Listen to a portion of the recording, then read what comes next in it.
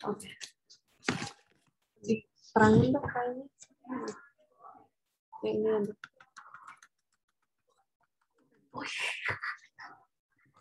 Siap.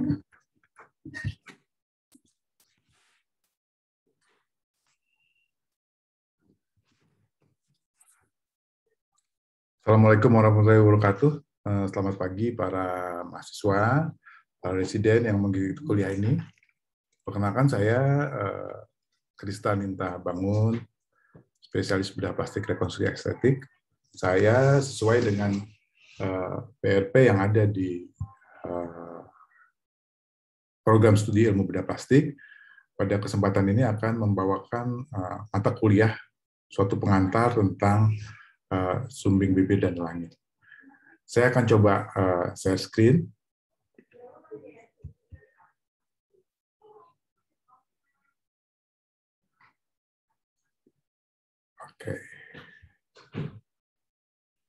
Oke.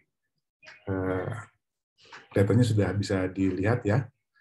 Jadi kuliah ini merupakan suatu kuliah pengantar tentang celah pada bibir dan langit, atau bahasa lainnya adalah sumbing bibir dan langit, atau kalau pakai bahasa Inggris cleft lip and palate.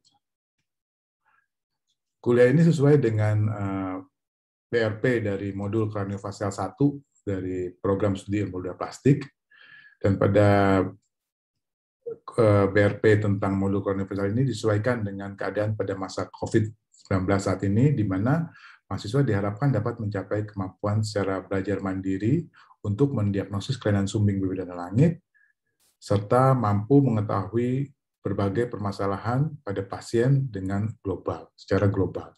Sistem pembelajaran ini adalah asinkronus yang bisa dilihat di Emas maupun di link YouTube, dan sasaran pembelajarannya adalah sesuai dengan sub CPMK 8.2, yaitu mampu menegakkan diagnosis celah bibir sumbing dan langit, dan sesuai dengan sub CPMK 8.3, di mana mahasiswa mampu melakukan rencana penelaksanaan secara komprehensif dengan pendekatan multidisiplin terhadap pasien-pasien dengan kelainan sumbing bibir dan langit. Kemudian evaluasi dari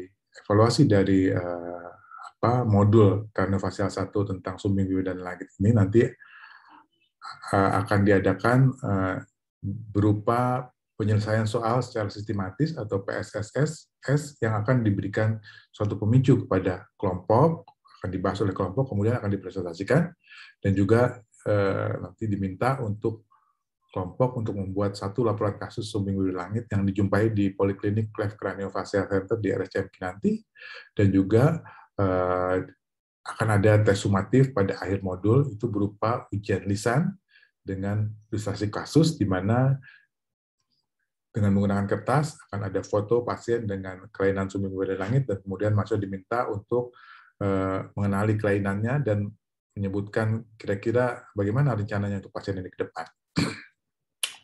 Oke, kita mulai saja. Yang pertama adalah mengenai celah di bibir dan langit ini.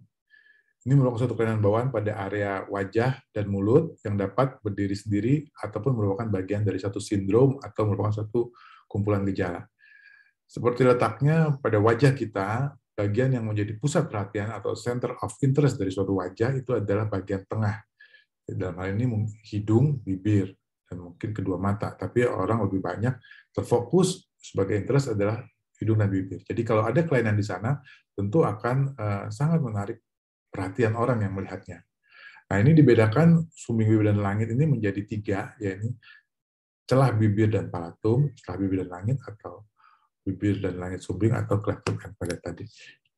Dibedakan menjadi 3 bagian, yaitu bibir, kemudian langit, dan juga kelainan penyertanya seperti pada hidung dan juga pada gusi dan lain-lain. Untuk celah bibir dan langit ini sendiri atau cleft lip and palate, atau di sini kami menyingkatnya dengan CLP, prevalensinya adalah 2/1000 kelahiran hidup. Ini rata-rata global dunia. Pada populasi Asia menjadi lebih tinggi lagi, yaitu sekitar 5-6/1000 kelahiran hidup.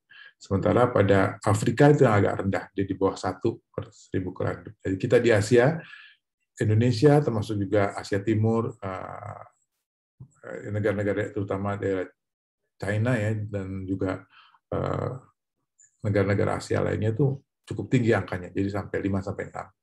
Nah, kemudian perlu disadari bahwa kapan terjadinya kelainan sumbing beban dan lain ini? Terjadi adalah pada usia kehamilan minggu ke-4 sampai minggu ke-10 intrauterin, di mana lelangit itu mulai terbentuk pada hari ke-35 dan semuanya bibir sendiri selesai terbentuk pada minggu ke-6. Kemudian dikatakan bahwa celah bibir dan lelangit ini paling sering ditemukan adalah pada kondisi yang merupakan gabungan antara celah bibir dan lelangit, itu ada 46%. Sedangkan kalau hanya celah lelangit saja itu ada 33% dan celah bibir saja ada 21%. Jadi yang paling banyak adalah kombinasi keduanya dalam satu pasien. Jadi ada bibirnya celah dan juga ada lelangitnya celah, itu 46%.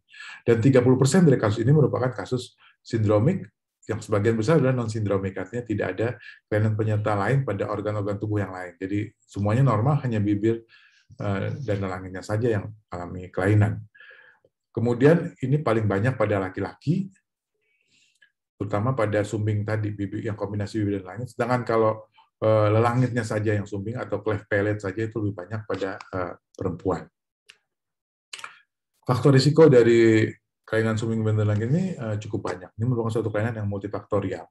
Jadi kalau dikatakan ditanya ketika orang tua pasien datang, kenapa anaknya dia sumbing, tanya kepada dokter, dokter tentu nggak bisa menjawab penyebab pastinya tuh nggak ada penyebab tunggal. Tapi semua masih multifaktorial yang saling bekerjasama menimbulkan kelainan ini.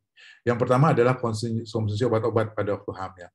Jadi ada beberapa obat yang bisa menyebabkan gangguan penyatuan atau gangguan fungsi intrauterin, sehingga pasien yang lahir akan mengalami kelainan celah pada bibir dan lelangit.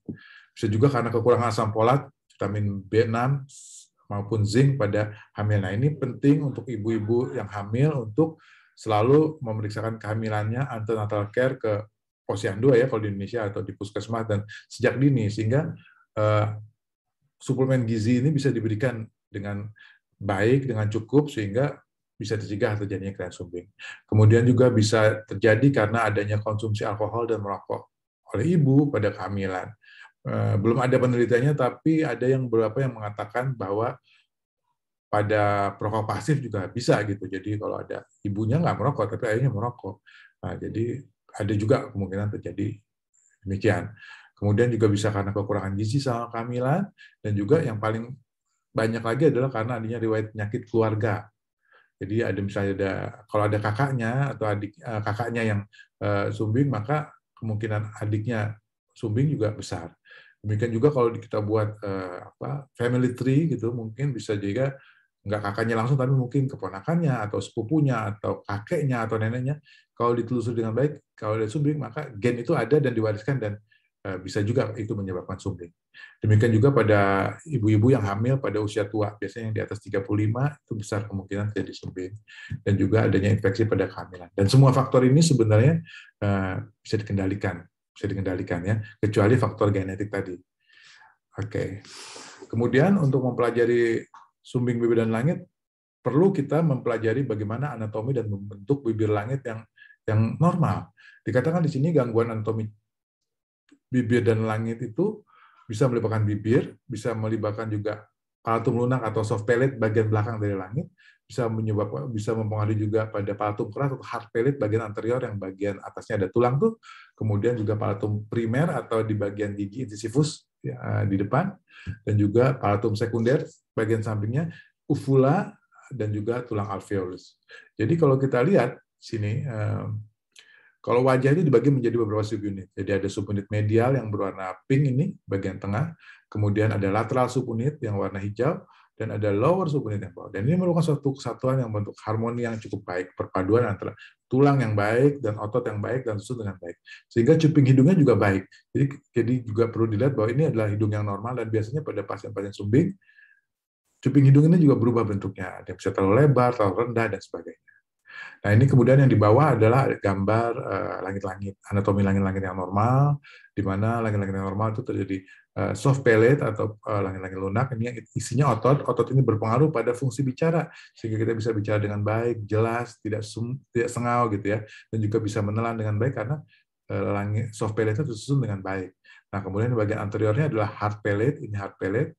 Ini juga berpengaruh pada pasien sumbing, biasanya ini mengalami celah di sini. Dan ini yang dikatakan langit sekunder adalah bagian belakang dari incisivus. Jadi mulai dari caninus kanan dan kiri ke belakang itu langit sekunder katanya. Gitu. Oke. Berikutnya adalah beberapa tipe celah bibir. Jadi kalau kita lihat celah bibir pada gambar sebelah kiri, bibir yang normal adalah sebelah pada kiri atas. Kemudian celah bibir ini bisa bersifat unilateral, artinya satu sisi saja, seperti pada gambar ini, yaitu pada sisi kiri pasien. Jadi ini left unilateral cleft lip and palate complete, karena dia terus sampai ke belakang, sampai ke langit. Nah ini kalau yang bilateral adalah menyebabkan sisi bibir kanan dan kiri.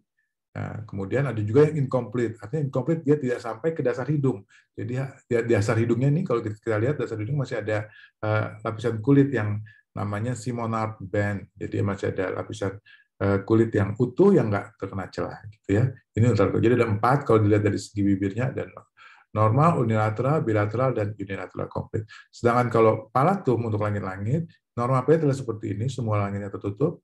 Nah, pada cleft lip yang tanpa melibatkan langit, hanya bibirnya saja dan mungkin gusi sebagian, tapi langitnya nggak kena. Kalau yang bilateral, ini juga bilateral, kiri kanan bibir dia sumbing sampai ke dasar hidung, bisa, tanpa ke dasar hidung juga bisa, tapi langitnya nggak kena. Nah, kemudian kalau cleft palate, ada juga kelainan yang disebut hanya langit-langitnya saja yang sumbing atau cleft palate. Ini biasanya yang terkena adalah soft palate-nya atau sebagian dari hard palate. Jadi dia hanya mulainya dari belakang sampai ke anterior.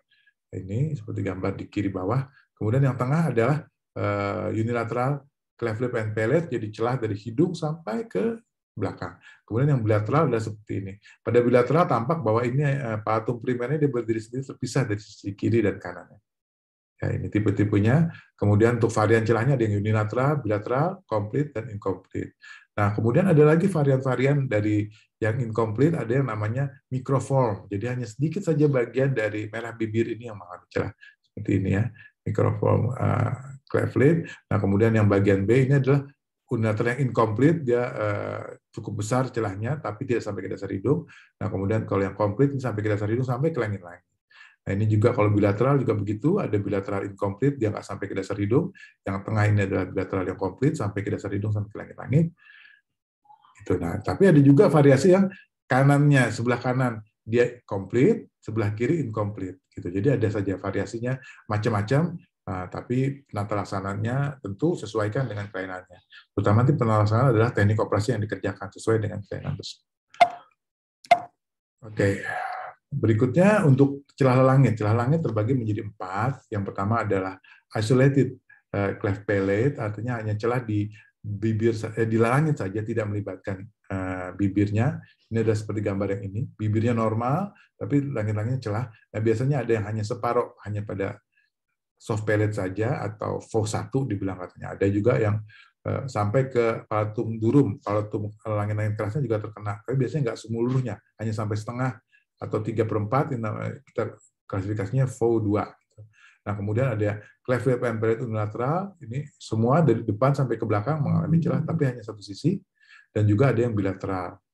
Dan ada satu lagi varian yang cukup sederhana dari bibir sumbing langit adalah seperti gambar D di slide saya ini, dikatakan adalah submucous cleft palate. Jadi celah langit yang hanya submucosa. Jadi ini semua kelihatannya tertutup. Tapi kalau kita lihat dengan teliti, di sini tampak bahwa uvulannya bifid, uvulannya terbagi 2. Dan kemudian kalau kita lihatnya ada zona pellucida. Kalau kita pakai center kita terangin, ini ada selaput tipis ini mukosa, di mana otot kanan dan kiri nggak menyatu. Nah, pada pasien-pasien seperti ini nanti kelainannya adalah kalau dibiarkan begini dia akan sengau bicaranya karena ototnya tidak bisa berkoordinasi dengan baik untuk bisa menutup ke faring sehingga tidak ada nasal escape pada waktu bicara mengucapkan huruf B, D seperti itu. Nggak bisa karena ada ototnya nggak bisa nutup sampai ke posterior gitu. Jadi ini tetap juga harus dilakukan tindakan rekonstruksi. Oke, kemudian kita bicara mengenai dampak dari celah bibir dan langit. Dampaknya ada 3. Yang penting adalah dampak sosioekonomi di mana pasien akan mengalami, terutama keluarga pasien, kalau pasien baru lahir itu stigma, kemudian juga masalah biaya-biaya untuk berobat ke rumah sakit, berobat dan sebagainya, ongkos, kemudian biaya transportasi dan sebagainya itu cukup berat juga ditanggung oleh keluarga pasien. Alhamdulillah sekarang di era BPJS untuk operasi bisa dikerjakan dengan penjaminan BPJS. Kemudian juga dampak biologis, yaitu kemampuan anak untuk bisa tumbuh normal itu agak sulit, terutama karena ada faktor ketiga, yaitu faktor psikologisnya ya, dan juga gangguan untuk bicara, kemudian juga gangguan untuk menelan. Kadang-kadang mengalami gangguan menelan juga anak pada usia dini. Yang paling sering adalah gangguan bicara, terutama kalau dia tidak dilakukan rekonstruksi, sehingga bicaranya sengau, sehingga lingkungannya nggak bisa dengar dengan baik. Jadi dampak biologis yang berpengaruh ke masalah sosioekonomi dan psikologis juga nantinya. Yang ketiga adalah dampak psikologis, di mana seperti diuraikan tadi bahwa orang tua menjadi rendah diri, menjadi menarik diri dari pergaulan, anak juga menjadi kurang percaya diri, dan kadang-kadang masih sering dibully, terutama nanti ketika anak masuk sekolah. Jadi kalau ada tindakan-tindakan untuk perbaikan sumber dan langit ini, sebaiknya dikerjakan sebelum anak mulai berinteraksi sosial, jadi sebelum dia masuk ke sekolah. Nah, kemudian dikatakan di sini bahwa perenggangan gigi dan mulut itu celahnya terletak di antara gigi seri atau incisivus dan gigi taring atau caninus. Jadi giginya sendiri bentuknya nggak normal, bisa berlebih, bisa kurang, dan tumbuhnya tidak di tempat seharusnya, dan tumbuhnya berantakan, ada yang ke depan, ke belakang, ke kiri, ke kanan, dan sebagainya. Dan rahang juga menjadi asimetris, terutama rahang atas. Jadi bagian yang celah biasanya tidak bertumbuh dengan baik, sehingga kelihatan lebih miring, dan kalau diminta untuk mengatupkan kedua rahang atas dan rahang bawah sering tidak bertemu dengan baik, dan rahang atasnya biasanya akan mengalami gangguan pertumbuhan, sehingga pada dewasanya pasien menjadi camang. Ini biasanya pada pasien yang tidak yang pasca operasi, bahkan sudah dilakukan operasi palatoplasti, perbaikan sudah lengkap, tapi dalam pertumbuhan kedepannya pertumbuhan maksila atau rahang atasnya tidak tumbuh dengan baik, sehingga pasien mengalami camang gitu ya. Oke. Kemudian juga tergantung jenis sumbingnya, maka pasien akan mengalami masalah pada waktu baru lahir, itu kemampuan mengisapnya akan kurang karena dia nggak bisa membuat tekanan negatif di rongga mulut karena adanya celah, jadi susah untuk mengisap, dan kalaupun bisa volumenya nggak adekuat, dan juga kadang-kadang makanan atau minuman itu keluar lagi lewat hidung karena ada celah, ada langit-langit yang harusnya memisahkan antara hidung dan mulut tidak terbentuk. Dan juga anak gampang batuk, tersedak, dan sebagainya, dan akhirnya berat badannya sulit naik sehingga tumbuh kembangnya terganggu. Nah, ini beberapa cara untuk mengatasi ini adalah tentu dengan pemberian makanan yang volumenya kecil tapi sedikit-sedikit, waktu makannya bisa dibuat lebih panjang, dan untuk menyusui juga anak dalam posisi yang tegak sehingga tidak tersedak. Jadi harus menyusuinya nggak bisa sambil tiduran, tapi anaknya sambil diberdirikan 90 derajat, gitu, 45 derajat, dan sebaiknya juga menggunakan botol khusus yang dimana badan atau bodi dari botol itu bisa dipencet lunak sehingga bisa membantu anaknya membantu dalam menghisap. Jadi anak hanya menghisap ringan, dengan dibantu tekanan maka bisa keluar. Dan ini ada beberapa dot khusus memang yang khusus untuk itu. Kemudian juga untuk mencapai berat badan yang ideal itu pasien perlu makan yang lebih lama. Biasanya katanya ada satu perpustakaan yang makanya kalau anak normal mungkin makan setengah jam aja bisa, untuk anak sumbing harus 45 menit. Dan yang paling penting juga pada anak-anak dengan kelainan celah bibir dan langit ini adalah pemasangan nasoalveolar atau NAM. NAM itu adalah alat bantu yang digunakan untuk mendekatkan celah sumbing dan juga memperbaiki hidung sehingga dalam pertumbuhannya dia normal. Seperti ini sumbing bibir dan langit satu sisi, unilateral cleft lip and palate. Ini yang gambar B, ini adalah gambaran suatu alat nasoalveolar molding, di mana ini ada cetakan rahang atasnya yang disesuaikan dengan posisi anak. Ini custom made sesuai dengan anak. Jadi sebelum dibuat ini dicetak dulu. Nah, cetakan seperti ini, kemudian dipasangkan ke dalam mulutnya anak, masukkan ke dalam rongga mulutnya. Ini gusinya masuk di dalam celahnya, kemudian palatumnya. Nah, kemudian ini hidungnya diangkat dengan bagian seperti belalai ini dari NAM. Ini ada pernya sehingga dia akan kontinu memberikan tekanan kepada hidung sehingga hidungnya tinggi. Kalau kita lihat gambar A, tampak hidung pasien turun ya, yang sebelah cleft ini, sebelah kiri kita ini atau sebelah kanan untuk pasien, tampak hidungnya turun lebih rendah dibandingkan dengan yang kanan cuping hidungnya. Nah, dengan alat NAM ini maka dia akan didorong ke atas sehingga hidungnya bisa sama tinggi, dan ini kolumela yang ini miring, kolumela atau bagian tengah dari lubang hidung ini bisa menjadi tegak ini lurus gitu. Dan juga celahnya semakin lama semakin mendekat. Dan pemakaian NAM ini perlu di-adjust, artinya perlu di-setel. Pasien akan kontrol setiap seminggu sekali kontrol gitu, menyesuaikan karena perlu ini nanti sama oleh dokter ortodonti di tim Clive itu akan dibuat sesuaikan dengan bentuk yang terkini, sehingga nanti si rahangnya itu akan maju ke tengah gitu ya. Seperti gambar 3 ini tampak bahwa ini tampak celahnya sudah menjadi dekat dan juga hidungnya juga sudah mulai tinggi gitu ya. Nah, ini gangguan bentuk hidung yang kita lihat bahwa dasar hidung akan hilang, tampak lebih rendah, dan tip nasal atau puncak hidungnya itu menjadi nggak simetri, kanan dan kiri jadi beda ya. Nah, seperti ini. Nah, ini yang gambar D adalah sudah penggunaan NAM. Jadi dengan penggunaan nasal oval molding, dia diangkat sehingga kolumbianya lebih tegak. Ini dibandingkan gambar B dengan gambar D, tampak pada gambar D dia lebih menarik secara estetik. Hidungnya, cuping hidung yang sebelah kanan pada pasien ini tampak jatuh, sementara setelah pemakaian NAM, dia menjadi lebih tegak. NAM ini biasanya dipakai, kapan dipakai? Yaitu pada pasien baru lahir, itu bisa pulang dari rumah sakit sudah dicetak dan dipakai terus sampai pasien siap untuk dioperasi. Pasien dioperasi pada usia 3 bulan, itu rule of 10 ya, posisi usianya 10 minggu atau 3 bulan, kemudian beratnya 10 pound atau 5 kg. Oke. Kemudian pada pasien sumbing ini juga seringkali terjadi kelainan gangguan bicara, di mana ini tergantung pada struktur dan posisi lidah, bibir, rahang, bawah, dan lain-lain. Itu fungsi bicara tergantung dari hal tersebut. Nah, kenapa terjadi gangguan bicara adalah karena velopharyngeal dysfunction, di mana di fungsi katup lelangit dan faring itu nggak bisa tertutup dengan baik, sehingga pasien tidak bisa mengeluarkan suara-suara karena udara lari lewat hidung, jadi suaranya disengal. Demikian juga seringkali terjadi anomali pada struktur telinga, hidung, dan tenggorok, dan pasien seringkali mengalami gangguan pendengaran karena infeksi telinga tengah karena ada lubang di dalam tubanya itu infeksi, sehingga pasien mengalami gangguan pendengaran. Dan susunan giginya juga mengalami anomali. Demikian juga pada beberapa kasus sindromik mungkin pasien disertai dengan gangguan neurologis dan retardasi mental. Jadi, dan yang paling sering dijumpai adalah suara yang mengalami hipernasality, sehingga akan sulit kita untuk menyimak apa yang dibicarakan oleh anak tersebut. Nah, kemudian gangguan telinga, dikatakan sih telinga tersambung dengan langit melalui tuba eustachius, sehingga di mana tubanya terpapar benar dari rongga mulut, nggak ada sekat ke langitnya, sehingga bisa terjadi risiko infeksi telinga tengah karena akumulasi cairan, sehingga kadang-kadang perlu dipasangkan cup di sana sehingga dapat dialirkan itu cairan kalau di telinga. Dan juga bisa terjadi tuli konduktif karena terjadi infeksi telinga yang berulang. Nah, ini secara umum tata laksana untuk pasien sumbing bibir dan langit itu mulai dari lahir sampai 3 bulan dilakukan pemasangan nasal oval molding dan juga dilakukan screening pemeriksaan telinga. Kemudian pada usia 3 bulan dilakukan operasi labioplasti dan juga bisa dikerjakan operasi primary rhinoplasti diperbaiki hidungnya supaya normal. Pada usia 6 bulan sampai 2 tahun itu bisa dilakukan palatoplasti, baik bisa dikerjakan 1 tahap atau 2 tahap. Nanti dalam kuliah-kuliah selanjutnya akan dijelaskan mengapa kita memakai 1 tahap, mengapa kita memakai 2 tahap.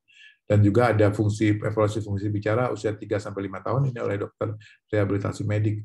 Dan juga mulai pembentukan cetak gigi dan juga bisa dilakukan perbaikan jika ada parut dan juga ada asimetri hidung sebelum anak masuk usia sekolah di sini. Kemudian pada usia 10-11 tahun dilakukan afterlabo grafting atau pencakokan tulang sehingga tulangnya dapat menyatu dengan baik dan gigi caninus atau gigi incisivus atau gigi serinya bisa tumbuh dengan baik dan giginya menjadi sesuai dengan baik. Dikerjakan pada mixed dentition atau 10-11 tahun di mana gigi susunya udah sebagian hilang sementara gigi permanennya baru mulai muncul. Dan kemudian juga ada satu lagi pada usia pertumbuhan berhenti yaitu 18 tahun atau 16 tahun dilakukan operasi orthogenetic surgery atau operasi perbaikan bentuk tulang rahang atas bawah dan juga rinoplasti supaya bentuk dicapai profil bentuk wajah yang betul-betul baik, jadi betul-betul mendekati normal. Di usia 18 tahun itu dilakukan operasi orthogenetic surgery. Oke, dan itu semua bisa dikerjakan dalam satu grup multidisiplin. Jadi tidak bisa hanya satu saja, bedah plastik saja yang mengerjakan, atau ortodontis saja yang mengerjakan, atau dokter bedah mulut saja, enggak. Tapi kita harus bekerja bersama-sama dalam satu tim. Nah, ini spesialis yang terlibat. Di sini ada kami, di sini bedah plastik, di mana kami adalah pemegang pisau. Jadi bedah plastik akan melakukan operasi-operasi, kemudian rehabilitasi medik ini terutama untuk fungsi bicara, fungsi menelan dan sebagainya, medik yang akan turun, dan juga ada psikiatri, ini adalah untuk edukasi, memperkuat mental orang tua pada fase awal, kemudian pada fase selanjutnya pada anaknya juga, ketika anaknya mulai masuk usia sekolah, mulai bersosialisasi, perlu dukungan psikiater, dan juga perlu ahli gizi, agar supaya bisa tumbuh tumbuh dengan baik, dan juga ini kandungan yang sebenarnya adalah awal sebenarnya pada waktu prenatal. Jadi ini bisa diketahui pada pemeriksaan kehamilan, biasanya trimester 2 atau trimester 3 bisa diketahui anak dengan kelainan sumbing. Nah, kemudian dokter anak selalu ada, terutama kalau anak akan dilakukan operasi, perlu dinilai secara umum kondisi anaknya bagaimana. Dokter gigi, dalam hal ini dokter gigi spesialis ortodontis yang akan menyusun susunan gigi, dan kadang-kadang juga ada dokter gigi pedodontis. Jadi kalau ada karies dan sebagainya, dokter pedodontis yang akan memperbaiki. Dan dokter bedah mulut, kalau di tim kami, bedah mulut adalah jika ada pertumbuhan gigi yang abnormal, molar 3 yang nggak erupsi dan sebagainya, itu nanti bedah mulut yang akan memperbaiki.